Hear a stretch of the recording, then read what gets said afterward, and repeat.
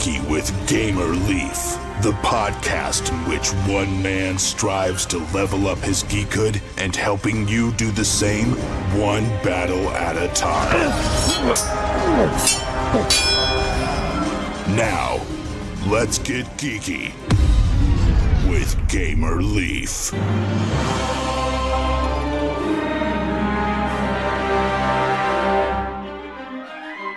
One, The Dark Forest, which stars the werewolf mafia, Venomous Vinny, the giant snake, Marco the Mothman, and Don Lupo Minaro, which is actually, Lupo Minaro is Italian for werewolf. Nine Limb Jim. I like Stress Jess the Vampirist because she stresses all the time. I like Iris One-Eyed Bride, Bryce the Not So Nice Poltergeist because when they're together, they are more powerful. Frankie Fastbite is my favorite because I'm just a big fan of werewolves. Werewolves are always a big. Everyone loves werewolves. And we have Walker, Texas Stalker, which you can never go wrong with zombies because Walking Dead, huge fan. Mine is Charley Main Bitter Preteen. Because it's based off of me. My favorite card is my card, which is Christina, the local Latina. Her face is painted like Day of the Dead, and that's when we celebrate the dead. And it also has my favorite number, which is 7. And I also like the rematch Scratch because it's like our cat. And another one is Stress Jess. That's my favorite. Totally reminds me of my daughter. And of course, the preteen one that my son just said. That was also another one of my favorites. I like Heartbreak Jake and Iris the One-Eyed Bride because when they're separate, they're only worth like a little bit of points, but it's kind of like when two people come together, they're stronger. So when they're together, they're more points. Did that sound familiar to you guys? It didn't to me neither, but this is a story or some of the characters that can be found in Monster Card Blvd, which is a new game currently on Kickstarter. And tonight we're lucky enough to have on the creator mastermind and the crew behind it, some of the crew behind it, Charley, Abrams, and crew. Before we get into that, let's rewind a little bit. We don't have to go back too far, of course, unless you guys were born into board games. So let's go ahead. Unless you guys were born into board games, how did you guys get started into tabletop board games? Do you play board games and card games or just card games? I know this is a card game. Let's start with Charley and work our way around the room if we could. Say what your name is too, so if somebody else is talking, the audience can know who's talking at the time and whatnot. Okay, this is Charley, and so I've been playing card games since I was little. I've been playing card games, board games. I play with my brother and sisters. I played with my cousins. I play as a family, so I grew up into it. And we started with all the classics. We started with Uno. We started with Monopoly. We started with Life. A more recent one that we found as a family that we absolutely love is Catan. Like, I love the strategy of it, and that's one of my favorites. So I'm going to pass it on to Darren. This is Darren. What started it all for me was, the classic board games, the classic card games like Uno, Life, Mousetrap, stuff like that. And then eventually it got brought on to Magic the Gathering, which is one of my absolute favorite card games. The reasons why Magic is one of my favorites, and this reminds me of it, is the artwork. Artwork is very important when it comes to card games because if there's no good artwork on the card, it's not going to draw the player's attention or viewers' attention. So artwork is definitely a big thing. And the artwork on this, it's simple, kid-friendly, and family-friendly, and it's just available for somebody of all ages. Actually, we actually would like the parents to see it first to be because if you're extra sensitive, you might not want your littler kids to play it just because of the scary and seductive cards on this game. Yeah, for sure. So what did you say? 13 plus or whatnot? Yeah, 13 plus. It can, like, my son's 10, but I'm fine with it. But I would like the parents to take a look first if they're any younger than that, just because, people have different standards. Yeah, so like in the movies, parental guidance advised, PG-13 or whatnot. I know, yeah, you don't want to have a bunch of parents having their kids freaked out. I know, remember back to my son, he's 15 now, but the first Halloween that he could actually walk, I decided it was a good idea to take him trick-or-treating. So we trick-or-treated just till he couldn't walk, pretty much couldn't walk anymore. He was doing fine the whole way, but then like at one of the very last houses, they had a bowl with like a hand in it and it like moved when you got by it or whatnot, and he unfortunately had nightmares for quite some time. So yeah, we don't want to freak anybody out. Yeah, and I think with this game you're not gonna have nightmares. They're more goofy cards, but we definitely want to be more on the cautious side. For sure. I know. I just looking at the cards, I love the art or whatnot, but yeah, like he said, with some of the, I don't know, I'm not too scared by him, but like some of the parents might be frowned down upon the seductive or whatnot. But yeah, so I would say the seductive are scary, but yeah, overall, I'd say they're, like it says, silly card. Yeah, Yes. agree, totally. So for sure. So we've heard from Charlie and Darren. Do any of you, the rest of you guys, play card games or board games? This is Marissa, his stepdaughter, and I basically, how we started, we used to have like family game night where we'd all just play board games from the closet. We have like a whole stack of them and just pick and just play and play and play until it was like 3 a.m.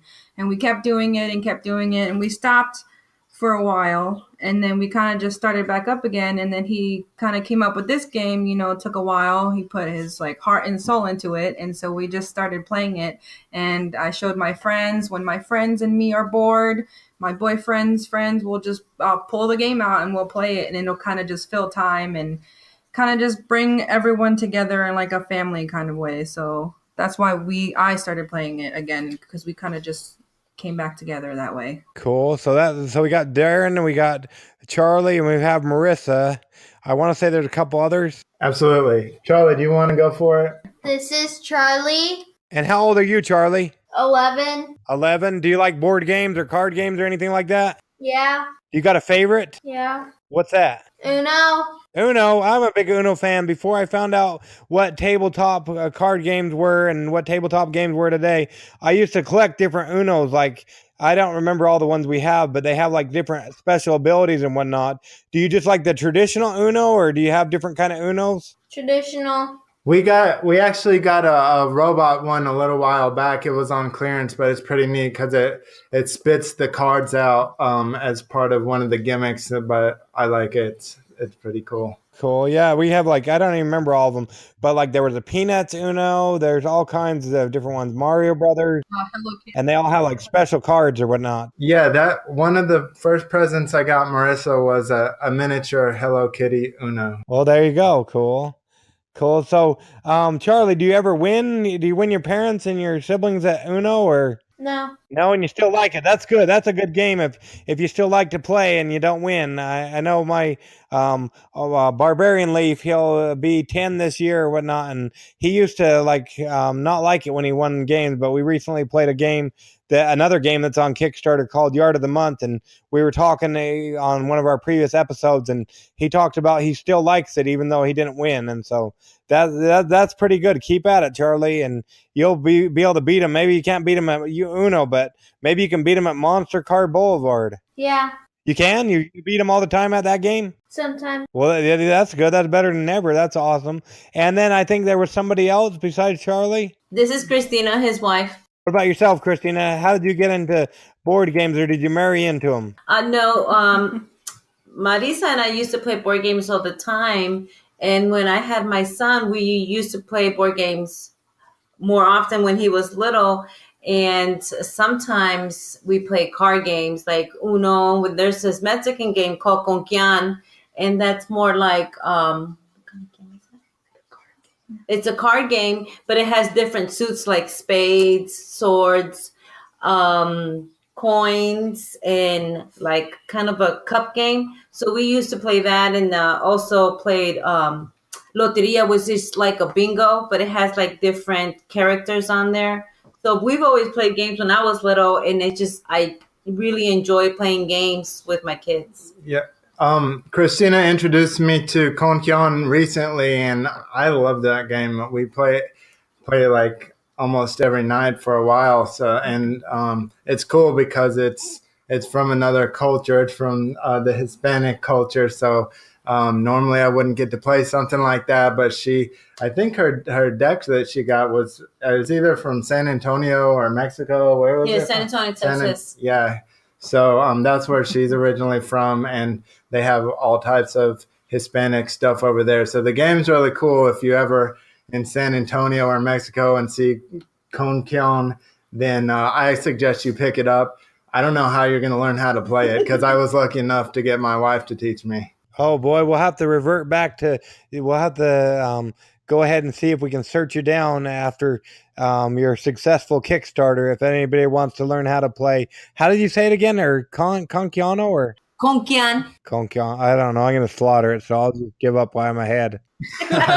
No, you said it right. You said it right. Oh, okay, that's good. That's good. So, let's see. So that's awesome. And we talked about some people like Catan, Magic, Magic the Gathering. You talked about and I probably slaughtered it at that time. But why do you guys like that game? I know Darren liked Magic for the art. What do you guys like about that game? It's a strategic game. It's strategic combined with a little bit of luck to balance the odds, which reminds me of Monster Card Blvd. But I think that it's new and it's a casual game. It's not too hard to remember, and it's you see the Mexican symbols in it. So it seems like a very cultural game. So it's fun to play overall. Oh, cool. And you talked about Monster Card Blvd. The word on the street is you guys have a new game on Kickstarter called Monster Card Blvd. What can you tell us about it? So it's got 90 cards of illustrations that took me 4 years to draw. It's got special cards. It's got numbered cards. You basically take turns playing cards, and the highest score at the end of the round wins that round, and you want to win 3 rounds in a row. So, or not in a row, you just need to win 3 rounds overall. So the game can keep going. And if you run out of cards, you can't play anymore. So you're liable to lose because you're probably going to lose if you run out of cards because you can't play. So that's actually one of the strategies. Bleed somebody out of their cards, and you're going to win. So you can pass any time at this game. So you grab 8 cards to start out with a 2-player game. You grab 8 cards, and every additional round, you grab 3 more cards. So it is possible to lose all your cards if you don't pass at a good time during the round. Okay, so like even if I got rid of all my cards, like I play all my cards or whatnot, each round I get to draw another 3 or not, or I'm done. That's right. So it's cool to play all your cards out of your hand, but your draw pile can also be diminished, and people can help diminish it by playing like the undercover card. The undercover card, like Cole the Mole Troll. You play him. You put it on their side of the table. They get his points, but you get to draw two of their cards from their draw pile. So if everybody attacks one player with, which we tend to do to Darren a lot, and we attack him because he passes early to try to save his cards for end round. So we attack him early, and then he gets bled out, and he runs out of cards, and then he's out of the game. So you can attack players that way. Or if somebody just decides to keep playing all their cards and don't save their cards for later rounds, then they could run out too. So it's really a strategy when you want to pass and when you want to stay in the game and keep playing to try to win that round. Does Darren always lose then? I'm going to have to say yes. Sorry, Darren. We might unfairly attack him because he passes early, so we were like, okay, we know what you're doing, so we're going to get you. Well, there you go. You'll have to change it up a little bit, Darren. I try. There you go. So you talked about drawing the doing the art over the last 4 years. Does that mean you did all the art on these wonderfully illustrated cards, Charlie? I did. I'm an illustrator. I'm a graphic designer. So everything you see is me. I worked with the printer. I'm like, I do graphics for other people. I'm like, I want to do stuff for myself. I want to do stuff I want to do.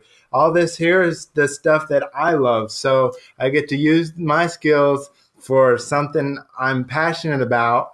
And I think it's the best work I've ever done. I love it, and I love showing it to people. I love playing it. Another thing that's cool about this game that is the names. We came up with clever names. I came up with a lot of them. I talked to people, run them by. Christina came up with some. Everybody pitched in, but I like to come up with clever names. When you're playing the game and you draw your cards, you're not only going to try to get a strategy. You're also, when you're waiting for your turn or whatever, you can just enjoy their silly names like Zector the Collector. He's the alien, and he has a special ability to abduct a card from an opponent's hand without looking.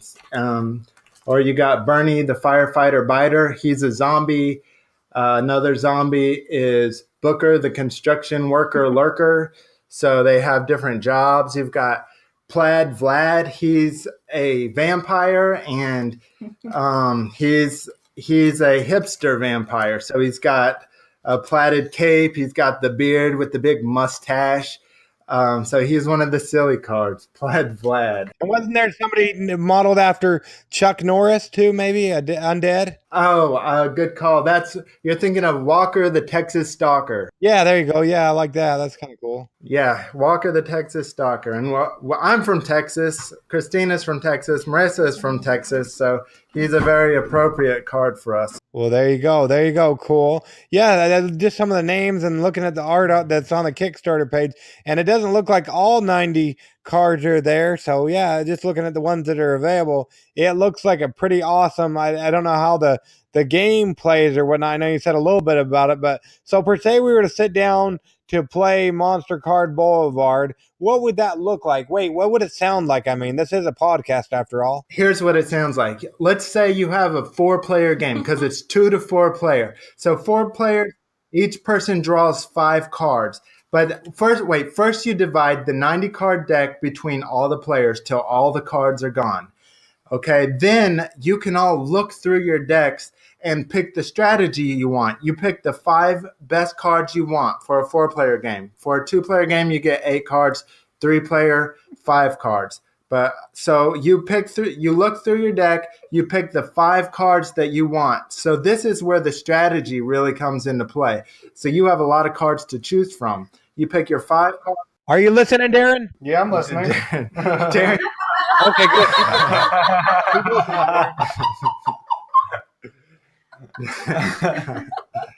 Sorry, go ahead, Charlie. Didn't mean to cut you off. You're good. I like it. So yeah, you pick your cards, and then so this first round's very important, and then you start playing, and you can pass anytime. And so if you want to save your cards for the next round, you might want to pass early. Darren will pass right away. He won't go right away. He saves his win for the end. I like to try to get 3 wins in a row. If I don't hit that 3 wins in a row mark early, I'm going to run out of cards. But I have a pretty good percentage of winning, so I'm going to stick with that strategy for now. So I try to grab the high cards first, or the cards that'll get people first. And once that first round is over, you mark down who wins. And then you pick 3 cards off the top of the deck, off your draw pile. These cards have been mixed, though, since you looked through them. You pick 3 cards every round. And so these next rounds are more random. So that's why this first round is so important to pick your cards, because after that, each round you get 3 additional cards, and then you play from there. So you pick your first 5 cards and then shuffle your deck. Is that what I'm hearing? Yeah, that's correct. And then, like, how does the round look? Like, what are we playing down so many cards, or how's that work? Yeah, you're going to take turns playing cards. So I might play Venomous Vinny, who's worth 3. Then it'll go over to Marissa, who might play a Monster Slayer, which is the hood. And I haven't talked about Monster Slayer yet. And then we might go to Christina, who plays Rematch Scratch, the disgruntled cat. And then we'll go over to Charlie, who plays Charlie Mean, the voodoo preteen. And then it's my turn again. And I might say, you know what? These other guys played really high cards. I'm going to pass. I'm going to save my cards for later. So then these other 3 start playing against each other. And then it whittles down. And then we count the scores at the end of the round. And then whoever wins that round marks it down, and they get the first point. And so then we move to the next round, where we all draw 3 cards, 3 additional cards, and we play that other round. So somebody who passed early the first round has a bit of advantage because they still have some cards left over. So they have a better chance of winning this round. Or they could pass again and then gain 3 more cards and just really stack their deck until they're at the end. They're like, well, I'm going to win 3 in a row. And that's the strategy that Darren always tries. But that usually waiting doesn't work. And it never works. And he keeps doing it every game. And then we attack each other. So really this game, when we play it, we're kind of snickering to ourselves like, oh, I know what you have, or who has 9-limb Jim, or who has this card. Because really when you're playing, you're like, oh my gosh, you already played that Monster Hunter. So we're kind of trying to figure out who has what, but at the same time, sometimes we don't pay attention to what we're doing, so we're like, oh my gosh, and we end up messing up at the end because we're not paying attention to what we have, and we're thinking, okay, what can we do, and kind of just teasing each other the whole time and playing, having fun, but at the same time, we get distracted, so it kind of just is a fun time. Okay, so it's like war, like so you play the cards down, and whoever gets the most points put out there, they win the round and they get 1 point, or how does that look, Charlie? Yeah, they get one point on the scoreboard. Now, what's different from war is we have different special cards. We have like a ×2 card. So these zombies, let's say I play Bernie the firefighter biter, and then when it's my turn again, I play Booker the construction worker lurker. So these guys both have a ×2 next to them. Since I played both of them, they instead of 6 points each, they're worth 12 points each. And if I play Walker the Texas Stalker, which is another graveyard card, that's 3 cards worth 12 points. That's one strategy. Another strategy is that we have these Illuminati cards. They have special instructions, like we have Kitsy the Tipsy Gypsy. To describe her card, she's got one of those she's a gypsy, and she's holding a giant glass of wine as if it's a crystal ball. And when you play Kitsy the Tipsy Gypsy, you get to, the instructions say, view your opponent's draw pile and take one of your choice. So there's 5, and that's called an Illuminati card. There's 5 Illuminati cards, and they all have special instructions. Actually, there's 6, and they all have special instructions, and they're the most powerful cards in the game. There's also the +1 cards. They're if you play, let's say you play one Dark Forest card, which is Don Lupo Minaro. Let's say you play him, and then you play Frankie Fastbite, and then you play another card with a +1 on it. Then these 2 cards get 1 added to theirs because they're all Dark Forest cards. And then there's this Rat Pack one where basically each one is 5 × 2, but you have to have at least 2 of them for it to count, like another one that goes with it. And then there's a third one, so it's 5 × 2, 5 times, multiplied by 3. So that one's worth a lot. And then there's the bat ones where you can have more than 1 bat, and it's 3 × 2. So you can play both of those suits and either win the round or someone uses a Monster Hunter. So really it can go either way. And I'm particularly proud of these bat cards. I like the names. They're all combat bats. We've got the Nocturnal Colonel. We've got the Night Sky Samurai. and we got the Gliding Viking. So you play all these together, and you've got a powerful bunch. Wow, and I love the names. Like even, yeah, I love the names. Even not seeing all the card artwork, it's like wow. It was really fun to come up with, and sometimes a little tough, but definitely worth it, and definitely very fun. So did you come up with? You said you've been working on the artwork for 4 years. Did you come up with the whole game, about 4 years ago, or how did this come into fruition or whatnot, Charley? I would say the way my mind works, I'm not the fastest thinker in the world. I'm just a problem solver, and I like to just really sit and think of things. I go on walks on a daily basis where I just ease my mind and I just let the thoughts process. So I just come up with these little ideas, these clever ideas, and I just like the longer it takes me, the more ideas I come up with, then I fine tune them.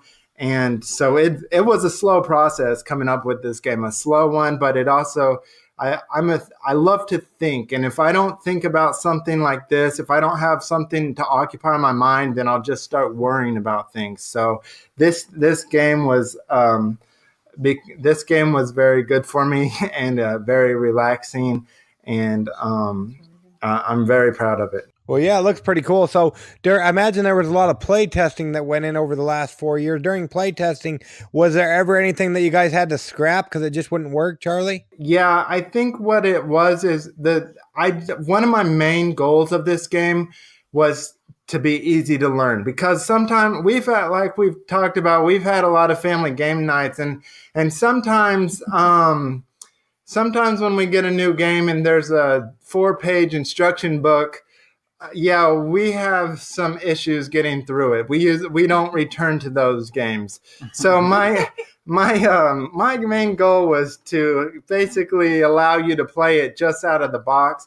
And to make it even more simple, I created an animation, because I'm also an animator, and I created an animation of 3 of the characters, and I did the voices for these characters. So you got to check it out on our Kickstarter page. 3 of the characters are playing they're playing a game, and they're just playing one round, and they introduce each one of the cards. I tried to make it funny. I did voices, like one of the impressions I did was Jack Nicholson. One of the impressions was Boris Karloff.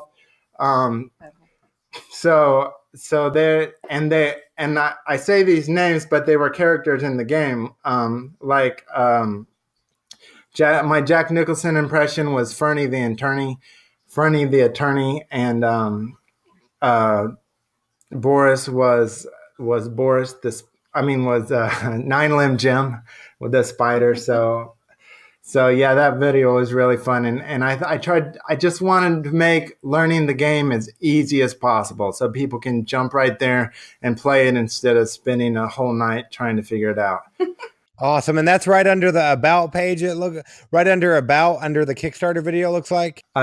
Yes, that's right. It's the very first video after the second. I mean, it's basically the second video on the page. Yes. Awesome. Yeah, I love. I'm not too fond of rule books or whatnot. In fact, I hate them.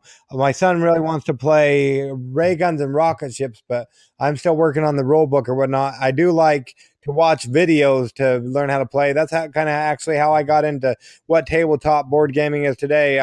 Me and my son wanted to play Blood Rage, so we watched Watch It Played with Rodney Smith, and just kind of he told us how to play everything we needed to do, so we didn't even have to crack the rule book, and I thought that was awesome, and kind of fell in love with tabletop board gaming today. I'm really intrigued by this whole game, Charley. It looks and sounds awesome and really fun and easy to play, and as long as we watch our strategy and don't follow Darren's example, I might even win a couple.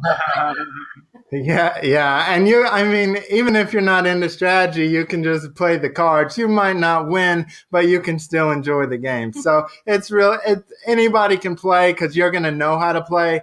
But if you're a strategizer, like, there's a lot of different ways to win, and you got to kind of read other people. So if you keep using this, I hate to keep using this Darren example, but sorry, Darren.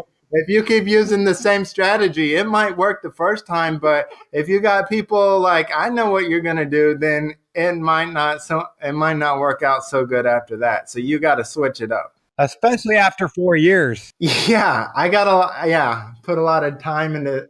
I don't know if Darren's been playing the full 4 years, but that you got to change it up a little bit, man. Yeah, he's playing against some. He's kind of a newcomer to the group, so I think he might warm into it after a while. Okay, so maybe we shouldn't give him such a hard time. So I suffer from analysis paralysis, Charlie, or so I've been told. Are my friends going to hate me more as I try to figure out a good strategy, or should I just follow Darren in this? I guess that depends more on your friends. But if they're true friends, then I think you'll be okay, and you can. It's actually fun to try to. It's funner when you have an equal opponent and you try to keep up in your levels. I think that's why I like strategy games. Well, there you go. So yeah, so that's awesome. So Monster Card Blvd, and we'll make sure we leave a link in the show notes so everybody can check it out, because sometimes people don't want to necessarily type stuff in. They're kind of lazy or kind of tired or whatnot. Now, per se, somebody's falling asleep, Charlie and crew, it wouldn't be because of you guys or your awesome game. It'd be because of me and my podcast. Sometimes people get tired of hearing me drone on and on. We're already at the end of May, and at the time of recording, we had 184 episodes over the past year, but since January, we've had 84 episodes come out. So they get a little tired of hearing me drone on and on. But now you guys have their full attention, because they've just been jolted awake and they don't want to hit that oncoming traffic. You have their full attention. Why should they take a chance on Monster Card Blvd, especially with all the other great games that are out there on Kickstarter currently? Well, the first thing is, like, you see a lot of games out there, but you don't see a lot of games with 90 custom illustrations. You might see one with cool illustrations, but it might have 5 or 6 repeating cards. Secondly, it's $20, which I think is a good deal. I think that's affordable, and it's for the fun you get. It's worth the money, and Marissa wanted to say something too. Oh, yeah. And for like times when you're bored, and I was over at Darren's house and his brother's friend was there, and they were playing a different game called Gang Beast or Beats, or I can't remember the Gang Beast. And everyone was getting cranky and frustrated. So I was like, you know what? I pulled this game out and I told everyone, I said, let's try this. And just to try to get everyone to, have fun. And it worked. I pulled it out and we played game after game after game. And we just had fun. We kind of just forgot that everyone was cranky. Yeah, because were they cranky because it was 3 a.m? Yeah, sometimes. And then we'll be here and we'll be bored. And I'll be like, hey, let's play the game. And we'll just pull it out and we'll all play. And then since it's up to like a certain people, we'll kind of like switch out, like, okay, can I play now? Like, or the person that loses or something that has the least points at the end, we'll switch them out for someone else who wants to play and just kind of, have fun with it till it's literally 3 a.m. and we're all like, oh my gosh, we didn't even know it was this late. Maybe that's why Darren hasn't got an opportunity to change up his strategy. You keep kicking him out of the game because he doesn't win. No, well, my strategies don't work that well because I wasn't the strongest in math. Even though this is a simple adding game, I'm just not. Math isn't my strong suit. You told me, though, that your strategy was. I know he's good at Magic the Gathering. Yeah. I think he just needs a little. We're all veterans at the game. We've been playing for a while. We're being really hard on him, and I'm feeling kind of bad for that.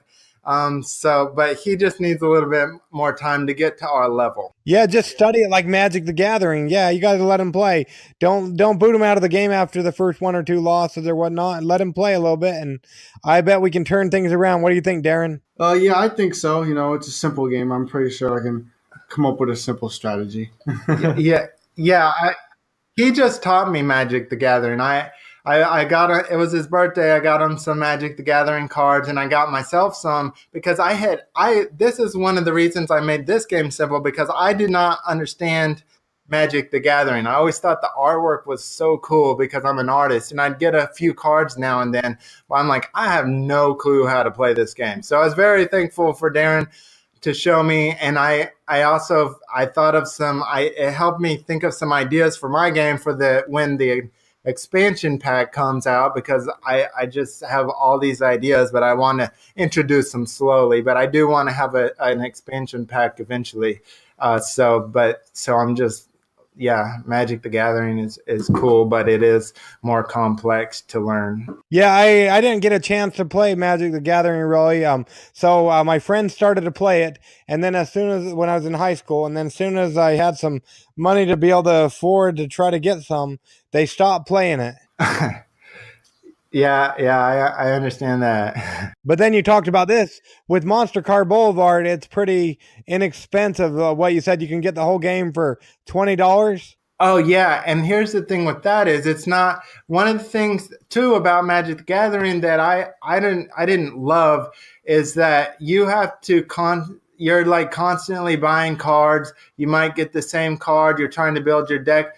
This one you can and you have to have a bunch of other people that have the deck. This is a strategy game that you can one person have the deck and they can invite people over and everybody can play it. You don't have to it doesn't have to be special people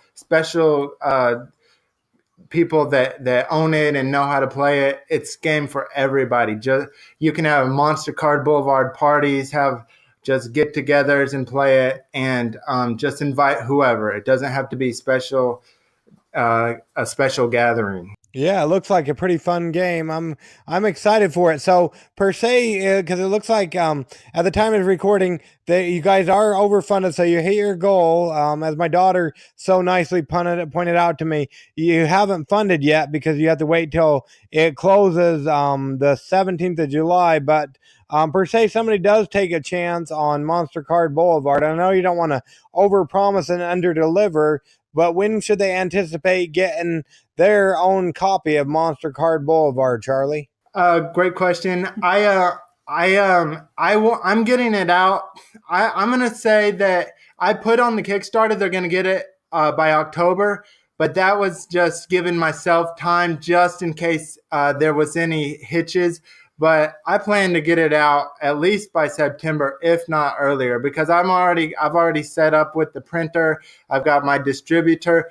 So my main goal is to have it to be like ready for Halloween, because it's like a spooky game. It's got all these creature cards in it, these monster cards. It's like a perfect Halloween game. In fact, that's kind of what I started out as. I'm like, we started playing this game for Halloween. I'm like, I love Halloween. So I was like, we got to find a family game for Halloween. And I just was having trouble. I found this Charlie Brown game, but and we play it every year, but it wasn't strategy. It's just a kind of a luck board game. And it's just a little bit more complicated than Candyland, which I kind of want it to be a little more upscale than that. So I'm like, I'm going to create my own game. And I did. And it's Monster Card Boulevard. And the reason I didn't call it Halloween Card Boulevard is because this game is fun and I want people to play it all year round. So it's a spooky game all year round, but definitely want to get it in people's hands before Halloween, because this is going to be a great seasonal game as well. For sure. Now, you guys might be a little biased as it's your game. Per se, somebody wants to take somebody else's word for it. Are there any people out, any YouTubers or anybody else out there in the world that has reviewed it or previewed that we can see what they might think about it? Absolutely. So we got Logan Chops, who did the first review, and I must say I loved the review. He explains the cards really well. He explains every card in detail. Like you don't even need my tutorial video when you got Logan Chops talking about the review. He's great at what he does, and he gave it an excellent review. And I got a couple more YouTubers reviewing it as we speak, and I'm pretty confident. I can't wait till they come out. So, and I'll post them on the Kickstarter page. So, who's reviewing it? Is that okay if we ask, or is it hidden until they come out? I'll leave that as a surprise. But we got 2 more, and then we got some giveaways coming up. So I was working really hard on this game, and so the promotions and stuff that kind of came at the last minute. So I was like, I'm just going to do a 2-month campaign, so I have time to kind of seed out the reviews throughout the process. So hopefully that strategy works good, and so keep checking the page. But if you want a good review, check out Logan Chops right now. Yeah, for sure. And his chops seem like they're coming in pretty good as well. Yeah, absolutely. So for sure, yeah. So there you go. You can go ahead and that's on their Kickstarter page, which we'll leave a link to in the show notes, so you don't have to necessarily type it in or whatnot. Now, I don't know if you guys have gotten a chance to listen to any of our podcasts or not, but another portion of it is actually called Adventures in Application Acquisition, where we talk about an app, be it for your cell phone, your tablet, your computer, or even a video game. And it doesn't even necessarily have to be related to monsters or board gaming or anything like that, for that matter. Just an app you use a lot of. Is there any apps that you guys use a lot of that we can talk about for a moment? I do. Angry Birds. Angry Birds is one I love. Okay, I know people probably have heard about it, but per se, somebody is in the dark and hasn't heard about that. What can you tell us about Angry Birds? Oh, if you just love games with physics, you can destroy stuff and attack little green pigs that stole your eggs. I mean, you would love it. Well, there you go. And that's Darren, isn't it, speaking to us? That's Yes. right. Marissa is the app queen in this house, so she's the one to talk to about this. So I have a couple, but my most favorite ones, there's a Criminal Case, which is basically like you find hidden things. You know, there's like a list every single setting, and then you kind of just use your energy to solve a case, and it's kind of fun. There's a different setting, different pictures, and you gain like stars to get to the next setting, and then find new things. But my favorite one of all time pretty much has to be Song Pop, which is a music game, because I'm really into music, any kind, heavy metal, the great current hits, or, you know, country or whatever. And it's basically a game where they give you 5 songs, and you have to pick the correct answer quicker than the other person, and then they go to the next song, and then the next song, and then whoever answers it quicker gets the most points. And you can play either friends on Facebook that you know, or you can tell your friends to get the app and do it by their name, basically anyone, or just a random person. I'm a big fan because I really love music, and it's an awesome game. Awesome. I was actually, because I used to, a while back ago, it's been quite some years ago now that I played that. I was trying to think of the name. I didn't even remember what the name was, but I remember playing that quite some years back, and I wanted to play it the other day, but I couldn't remember what the name is. If I recall, that's free, and is it on both iOS and Android? Yes, it's on both, but actually they do, they have another one. They have Song Pop 2, which is, you know, different. The everything looks updated, and you can actually do a thing where it's new. Instead of just playing with your friends, you can play like in a party where you get tickets and you see who is the highest rank based on like locally. And so you have to get like all these points, basically like up to like 100,000 points to be the first, and then you get tickets. So the second one's better because they added more stuff, so you kind of just don't get as bored quickly, and it's really fun. Okay, so Song Pop 2 is better than 1? Yeah, it's a lot better. There's a lot more things to it.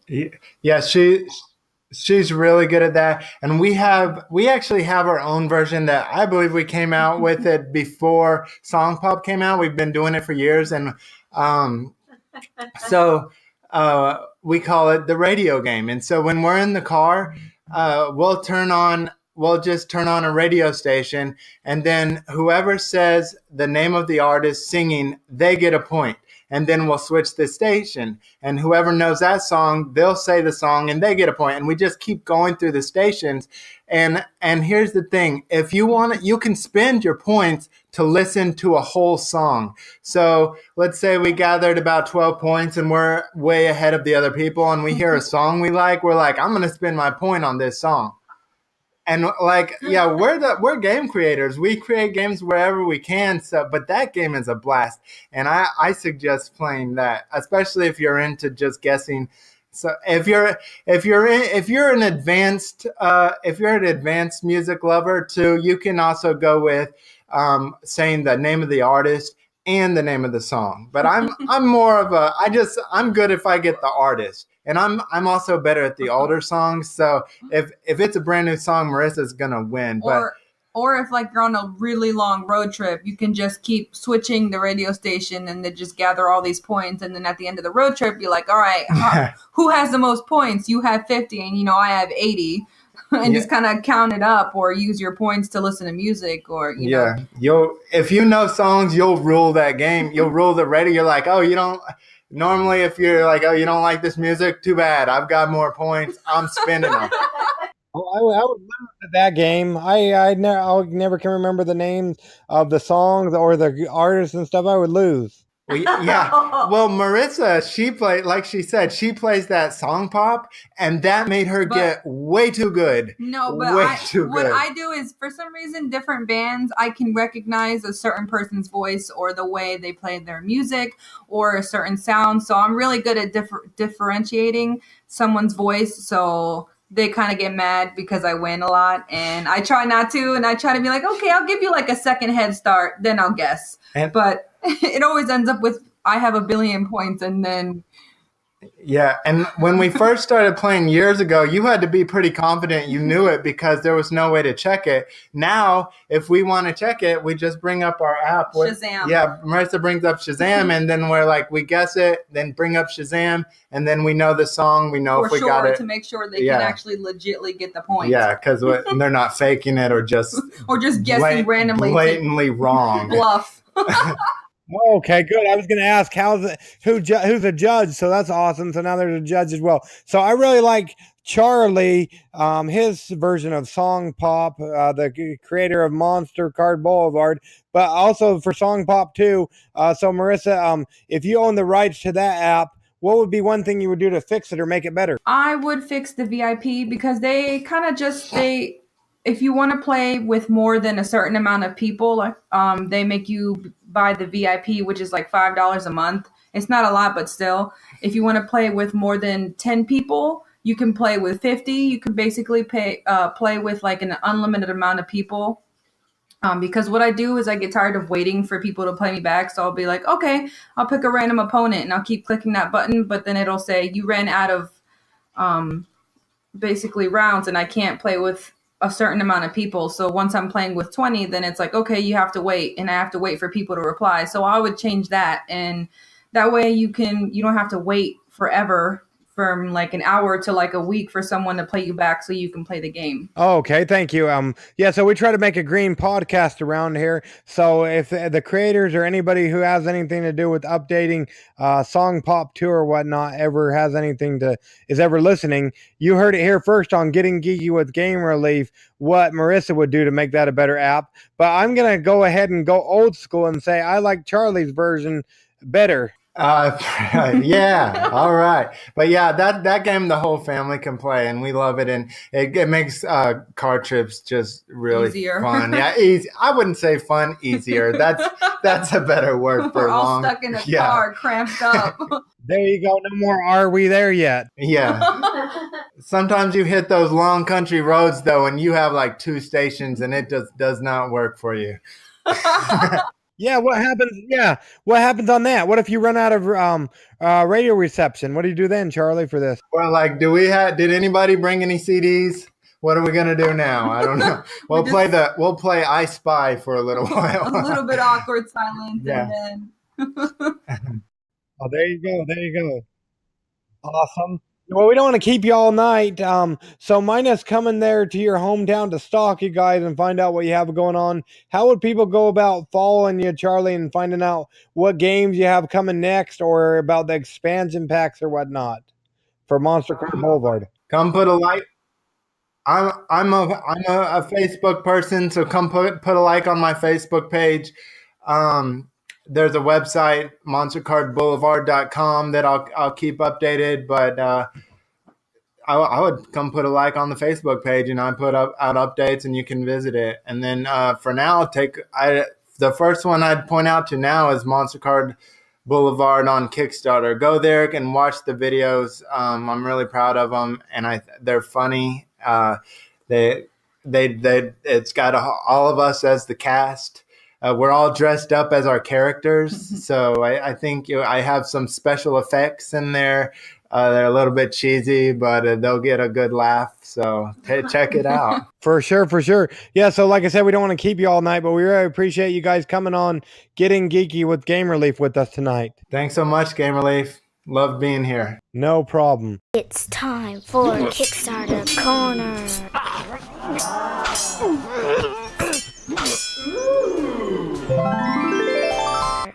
To begin now. You heard her right, ladies and gentlemen. It's time for Kickstarter Corner. But before you go and do that thing that you do and listen to the great games coming out, how about you check out our surveys we have up? We have one up for just regular fans, people who are listeners and like podcasts, as well as we have one that is specifically for game designers, both past and present. So if you've ever been on the show on Getting Geeky with Game Relief, or you have a game that's already out there in the world, or you are a game designer with upcoming games, make sure you check out both of those great, I'm going to say great, surveys. If you think they're not great, make sure you let us know. But either way, check out our surveys. I'll make sure I leave links in the show notes or something like that. Plus, it's pinned on the top of our Facebook page. Plus, it'll be in this post. So definitely check those out. But anyways, shall we get on with it? Yes, sir, we shall. So, first off, we've got MourneQuest. We just had the creator of this show on. If you want to go back and listen, or this game, we just had the creator on. So you can go back and listen to our interview. But MourneQuest is a board game based on the Irish fantasy novels by Gary McElherran. I probably slaughtered that. And we actually had our first listen from Ireland. So if you're listening again, and I hope you are, hello, Ireland. And they're getting pretty close to their goal, and they only have 6 days to go, going through this next Thursday, June 7th. So definitely jump on the bandwagon with that one. It's a great game from the looks of it. Next, we've got Yard of the Month. It's a gnome smashing, garden sabotaging, game of wits, flowers, and fun for the whole family. Did I mention gnome smashing? And if you scroll down right below the video, you can see that Princess Leaf gave this 5,000 leaves.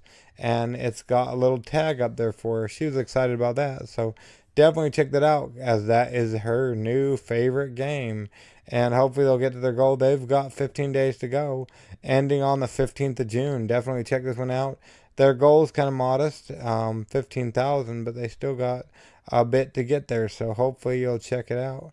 Next, we've got On Their Merry Way, which was a relaunch, and it's a unique path-building board game starring the underdogs from the Tales of Robin Hood, the Greedy Merchant, and the Merry Men.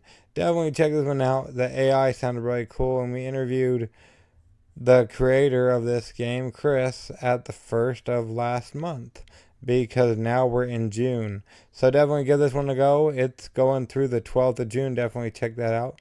Next, we've got The Pit, the board game. It's a 4-player co-op dungeon crawler in an epic sci-fi universe inspired by the cult classic video game. Definitely give this one a whirl. They're going through, the 10th of June. So definitely check this out. And we're going to actually have the creator or someone from the company on the show next week. So definitely listen for that. And yeah, it's almost ending. And then one that is ending actually tonight. Yes, it's ending tonight. So make sure that you go ahead and check out Treasure Mountain. That's right, Treasure Mountain. It combines worker placement and tile laying to create a unique experience where you can bump other workers off spaces and take the action. If you're unsure if you have the finances, he did make some, if you're unsure if you like the game, he did say back it, and if you don't love it, he will buy it back from you. He did say that on the podcast, so we can hold him to it. But another great thing, if you don't have the money that it costs to get that game, $55 or $75 depending. You can do a thing he told us about, what Daniel told us about. You can go ahead and throw a buck at it, and then you have 2 months to upgrade your pledge. So definitely check it out. They're at $59,783 out of their $25,000 goal. And yeah, the time is recording, they had 24 hours to go. But so when you're hearing it, they go through 10 p.m. Mountain Standard Time, which is definitely coming up. And they're actually going to do a live stream to celebrate at the end of it. So definitely check that one out as well. You can go ahead and click what I thought you could click remind me. I don't know. You can submit a question to them, and also subscribe. I just hit the subscribe button. It says you're in. We'll send a reminder before the live stream starts. Stay tuned. So definitely check that out. And then next, what do we got? We've got Forgotten Fight. Forgotten Fight is a deck building card game. You need to choose a team of 3 heroes to prove that you know the best combo. Definitely check this one out. They've got the 20 backers. We still need to get, 20 times? About 9 more times. So 9 times 20 is 180 more backers. So I think we could get it. If you like what you see, go ahead and check it out. If you can only throw a buck at it, do it, and you will get each update. He updates every day, sending you another card in the collection. So you can find out all about Forgotten Fight by just throwing a buck his way. And then next we've got Castle Madness. The Stars Are Right. It's a Lovecraftian cult building game for 2 to 4 players in which you are the old one.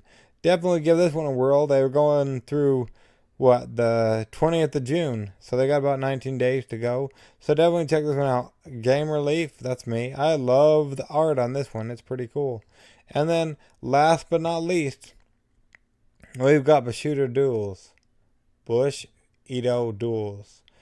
Bushido Duels. It's an easy to learn and fast to play card game for 2, 4, 6, or 8 players set in old Japan. Definitely check this one out. They got about 2 weeks to go. And they're going through the 14th of June.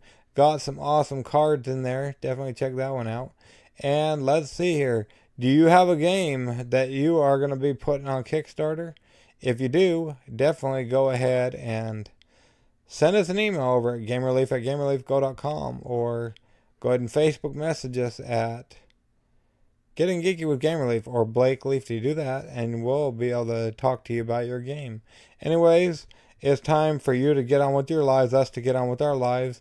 Go ahead and get geeky, stay geeky, and bring others into the geek fold. Oh, also, if you're still listening, I hope you are, if you like Song Pop, I've actually restarted doing that. And if you're on Song Pop, if you could send me an invite to play that with you, that would be great. I'm talking to you, Marissa, and anybody else who plays it. Anyways, go ahead and get geeky, stay geeky, and bring others in the geek fold. Game Relief out.